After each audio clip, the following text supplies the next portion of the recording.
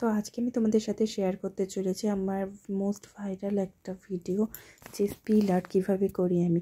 তো স্পিল আর্টের অনেক ভিডিওই তোমরা ইউটিউবে পেয়ে যাবে, বাট তারপরেও তোমরা আমাকে অনেকেই বলেছো যে স্পিল আর্টের একটা ভিডিও বানাও। তো সেটাই আজকে আমি তোমাদের সাথে শেয়ার করবো। তো কয়েকদিন আগে আমি একটা স্পিল আর্টের ভিডিও তোমাদেরকে আমি ছেড়েছিলাম, মানে শর্টে করে আমি আপলোড করেছিলাম। তো ওটাই আমি তোমাদেরকে লং ভিডিও আকারে পুরোটা বলে দিচ্ছি।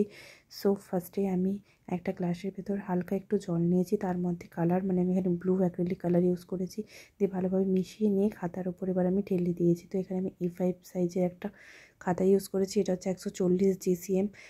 তো এরপরে আমি টিস্যু পেপারের সাহায্যে জলটাকে ভালোভাবে একটু মুছে নিলাম, মানে মুছবে না, উপরে দিলেই আর দেখবে তোমরা শুকে যাবে জলটা।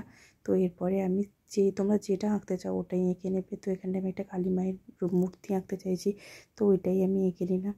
তো দেখতেই পাচ্ছ স্পিল আর্ট করা কিন্তু খুবই সহজ। তোমরা যারা অনেক ভাবছিলে যে কঠিন বা কিছু, তো ওরকম কিছুই না, খুবই সহজ। তো এরকমভাবে তোমরা স্পিল আর্ট করতে পারো, যে কোনো ছবি তোমরা আঁকতে পারো। আর হ্যাঁ, রঙটা শুকিয়ে গেলে করলে খুব ভালোভাবে হবে।